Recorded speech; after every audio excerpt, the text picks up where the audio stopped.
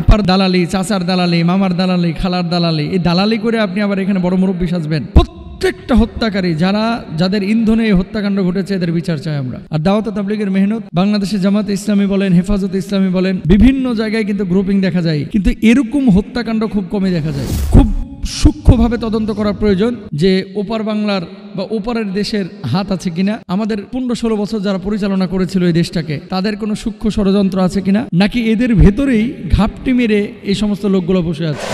যে এদেশে ইসলামের ক্ষতি মুসলমানরা যতটা করতেছেন, মুসলিম নামধারী কিছু মুনাফিক, ইহুদি, খ্রিস্টান, হিন্দুরা কিন্তু ইসলামের জন্য এতটা হুমকি না। মুনাফিকদের কার্যক্রম ইসলামের জন্য যতটা হুমকি বা ক্ষতি স্বরূপ। দাওয়াত তাবলীগের কাজ এটা বাংলাদেশে আজকে থেকে না, বহু আগে থেকেই। দাওয়াত তাবলীগের জন্ম কোথায় আপনারা সবাই জানেন, ভারতবর্ষে। তো এবং দাওয়াত তাবলীগের যখন একত্রে 2018 সালের আগ পর্যন্ত, 16 সালের আগ পর্যন্ত একত্রে যখন কাজ করত, অর্থাৎ আলেমদের অনুসরণ করা একটি গ্রুপ আর আরেকটি হচ্ছে ব্যক্তি অনুসরণ করা আরেকটি গ্রুপ, এই দুইটা গ্রুপ যখন বিভাজন হলো, তারপর থেকে কিন্তু এই অস্বস্তিকর পরিবেশ তৈরি হয়েছিল। মাঠ দখল, মসজিদ দখল, গ্রুপিং, মারামারি, অন্ধভক্তি, ব্যক্তি পূজার মতো আমার আমির সাহেব যা বলবে সেটা আমি মেনে নেব, এরকম চিন্তা চেতনা, যদি আমির সাহেব ভুল বলে, এগুলো শুরু হয়েছে পরবর্তী সময়। সম্প্রতি ইস্তেমার ময়দানে যে 3 জনকে হত্যা করা হলো, যারা হত্যা করেছে, যেভাবে হত্যা করেছে, যেখানে রাসূল আকরাম সাল্লাল্লাহু আলাইহি ওয়াসাল্লাম কি বলছেন, আল মুসলিমু মান সালিমাল মুসলিমুনা মিন লিসানিহি ওয়া ইয়াদিহি, সেই প্রকৃত মুসলমান যার জবান এবং হাত থেকে অন্য মুসলমান নিরাপদ থাকে। ইস্তেমার ময়দানে যে মানুষগুলোকে হত্যা করা হয়েছে,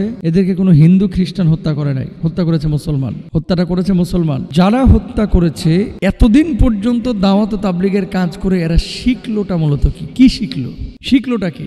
ব্যক্তি পূজা, অন্ধ, বধির। যেখানে আল্লাহ সুবহানাহু ওয়া তাআলা বলছেন, মান কাতালা নাফসাম মুতাআম্মিদান ফাজাযাউহু জাহান্নাম খালিদান ফাগাদিবাল্লাহু আলাইহি ওয়া লাআনাহু ওয়া আদালাহু আযাবান আযীমা, আযাবান মুহিনা। ইচ্ছাকৃতভাবে কোন নফসকে কে হত্যা করলো, সে যেন তার আশ্রয়স্থলকে জাহান্নামে বানায় নিল। আল্লাহ লানত তার উপর, আল্লাহ তার উপরে ক্রোধান্বিত হন, তার জন্য যন্ত্রণাদায়ক মর্মান্তিক শাস্তির ব্যবস্থা করা হয়েছে। আজকে মুসলমানরা দেখেন, টুপি দেখে মানুষকে বিবেচনা করা হয় যে সে কোন তরিকার, জুব্বা দেখে বিবেচনা করা হয় সে কোন তরিকার, হাত কেউ এখানে বাঁধতেছে, কেউ এখানে বাঁধতেছে, কেউ এখানে বাঁধতেছে। ভাই বাঁধতে দেন না। আল্লাহ রাসূল একাধিক হাদিস বা মতবিরোধপূর্ণ যে মাসালাগুলো আছে সেগুলো যে যেটা মানতেছে মানতে দেন। আমি যেটা মেনেছি এটাই ঠিক আর বাকি সব মিথ্যা। এটাই হচ্ছে গোড়ামি, গোয়ার্তামি। এই সমস্ত জিনিসের কারণেই কিন্তু ইসলামের ক্ষতি হচ্ছে ভাই। এখানে ইসলামের ময়দানে যারা আমার মুসলিম ভাইদেরকে হত্যা করলেন, আন্তর্জাতিক মিডিয়ায় কি বার্তা গেল বলেন তো? আন্তর্জাতিক বিশ্বে বার্তাটা গেল কি? আপনারা মারামারি করেছেন, অমুসলিমরা মারামারি করতে যায় নাই। সিরিয়ায় যে মুসলমানদেরকে মারা হয়েছে, সুন্নি মুসলিমদেরকে, এখানে কি জিজ্ঞেস করা হয়েছে সে হানাফি নাকি আহলে হাদিস? ফিলিস্তিনে যে মুসলমানদেরকে ইহুদিরা যখন মারতেছে, জিজ্ঞেস করা হয় যে সে কি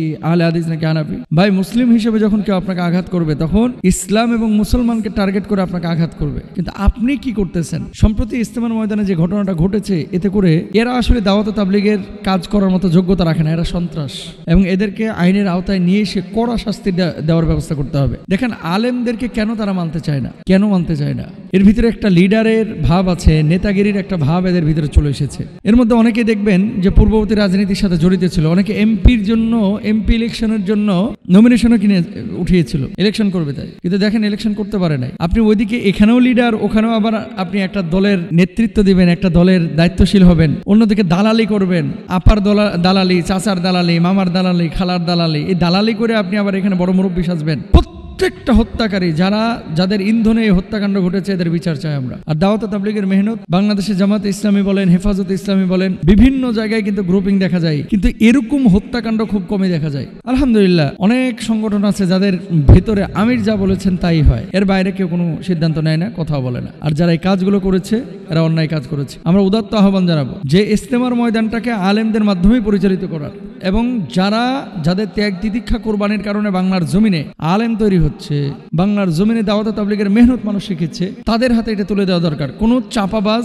দালাল, অর্থ সন্ধানী এবং এই যে লিডার হওয়ার মানসিকতা, অন্ধভক্তি, পীর পূজারী, কবর পূজারী, মাজার পূজারী, আমির পূজারীকে এই দায়িত্ব দেওয়া যাবে না, বরং দায়িত্ব আলেমদেরকেই নিতে হবে। এবং এখানে বিশৃঙ্খলা রোধের জন্য খুব সূক্ষ্মভাবে তদন্ত করা প্রয়োজন যে ওপার বাংলার বা ওপারের দেশের হাত আছে কিনা, আমাদের 15-16 বছর যারা পরিচালনা করেছিল এই দেশটাকে তাদের কোনো সূক্ষ্ম ষড়যন্ত্র আছে কিনা, নাকি এদের ভেতরেই ঘাপটি মেরে এই সমস্ত লোকগুলো বসে আছে? কারা ষড়যন্ত্র করছে? কেন এই বিশৃঙ্খলাটা, জাতিগত দাঙ্গা, ধর্মীয় মানুষদের মধ্যে দাঙ্গায় লাগাইতে চাচ্ছে কারা? সচেতন হতে হবে। আল্লাহ তাআলা বলেছেন ওয়াতাসিমু বিহাবলিল্লাহ জামিআ ওয়ালা তাফাররাকু। আল্লাহর রজ্জুকে একত্রিত করে আল্লাহর রজ্জুকে ধরতে হবে, আঁকড়ে ধরতে হবে। কোনোভাবেই এটাকে বিভাজন করা যাবে না, মতবিরোধ করা যাবে না, গ্রুপিং করা যাবে না, মারামারি করা যাবে না। মুসলমানদের মধ্যে ঐক্য রক্ষা করা এটা কিন্তু ফরজ আপনার জন্য। আমাদেরকে মারামারি, হানাহানি এগুলো পরিহার করে আল্লাহ তাআলা একত্রিত হয়ে দাওয়াতি কাজ করার তৌফিক দান করুক, আমাদেরকে বুঝ দান করুক।